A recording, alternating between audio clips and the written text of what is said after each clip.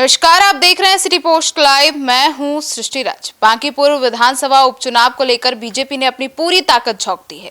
राष्ट्रीय अध्यक्ष नितिन नवीन सुबह सुबह पटना पहुंच चुके हैं और उनके पटना आने से एक दिन पहले ही बीजेपी ने अपने सभी स्टार प्रचारकों को उतार दिया है। अब नितिन नवीन आज बांकीपुर उपचुनाव की रणनीति पर मंथन भी करेंगे। 30 जुलाई को मतदान से पहले यह दौरा बीजेपी की चुनावी तैयारियों का अहम हिस्सा माना जा रहा है। ऐसे में नितिन नवीन पटना आ चुके हैं तो उसके क्या मायने हैं, आइए जानते हैं हमारे सहयोगी पत्रकार मुस्कान से। मुस्कान, क्या है ये? देखिए, बांकीपुर विधानसभा उपचुनाव के लिए चुनाव प्रचार अपने अंतिम चरण पहुंच गया है और इसी बीच भारतीय जनता पार्टी के राष्ट्रीय अध्यक्ष नितिन नवीन शनिवार सुबह पटना पहुंचे हैं और ये सीट उनकी ही थी जो जिस पे उपचुनाव हो रहा है। वो पटना एयरपोर्ट पे भाजपा के प्रदेश अध्यक्ष संजय जी थे सहित पार्टी के कई वरिष्ठ नेताओं ने उनका गर्मजोशी से स्वागत किया है। 30 जुलाई को होने वाले मतदान से ठीक पहले नितिन नवीन का पटना दौरा राजनीतिक दृष्टि से काफी अहम माना जा रहा है और करीब आपको सोचिए कि पखवाड़े भर पहले भी वे बिहार आए थे और अब मतदान से पहले उनकी जो प्रेजेंस है वो कहीं ना कहीं भाजपा को चुनावी रणनीति में महत्वपूर्ण हिस्सा माना जा रहा है।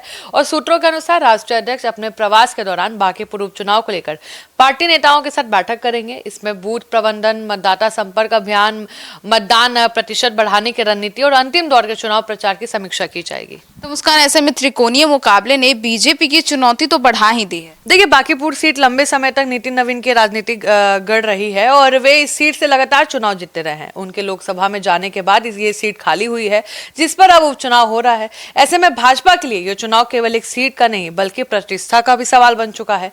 बांकीपुर उपचुनाव में मुकाबला मजेदार हो गया है। भाजपा ने नीरज कुमार सिन्हा को उम्मीदवार बनाया है जबकि जनसुराज के संस्थापक प्रशांत किशोर पूरे दमखम के साथ चुनाव मैदान में सक्रिय हैं। आरजेडी की प्रत्याशी रेखा गुप्ता भी लगातार जनसंपर्क और चुनाव प्रचार में जुटी हुई है। ऐसे में भाजपा नेतृत्व अंतिम समय तक संगठन को पूरी तरह सक्रिय रखने की रणनीति पर काम कर रहा है। तो उसका ऐसे में बीजेपी के सारे स्टार प्रचारक मैदान में उतर चुके हैं। देखिए, भाजपा प्रत्याशी नीरज कुमार सिन्हा के समर्थक में पार्टी ने अपने स्टार प्रचारक को भी मैदान में उतार दिया है। भाजपा सांसद एवं भोजपुरी गायक मनोज तिवारी तथा अभिनेता गायक पवन सिंह ने विभिन्न इलाके में जनसभा और रोड शो कर मतदाताओं से भाजपा के पक्ष में मतदान की अपील की है।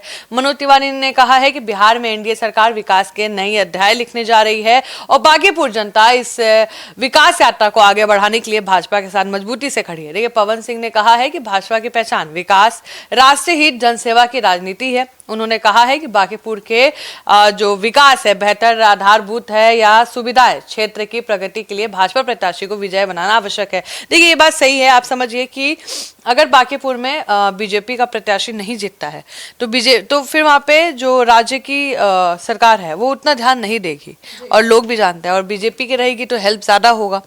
और ये सीट पे अब प्रशांत किशोर ने जब से दावा ठोक दिया है और चुनाव प्रचार प्रसार कर रहे हैं तब से बीजेपी की तो नींद उड़ी हुई है। तो मुस्कान, ऐसे में नितिन नवीन सरकार के 100 दिन के कामकाज की भी समीक्षा करेंगे, ऐसी खबर आ रही है। देखिए, बिल्कुल सही बात है। बताया जा रहा है कि नितिन नवीन अपने दौरे के दौरान सम्राट चौधरी सरकार के 100 दिन पूरे होने पर विभिन्न विभाग के कार्य, सरकार की उपलब्धि की भी समीक्षा करेंगे। साथ ही उपलब्धियों को जनता तक प्रभावी ढंग से पहुंचाने की रणनीति पर भी चर्चा होगी और हो क्यों भी ना, क्योंकि सरकार आई है, क्या काम कर रही है, क्या नहीं कर रही है। और बांकीपुर की जो जनता है या वोटर्स कह लीजिए, पढ़े लिखे वोटर्स होते हैं।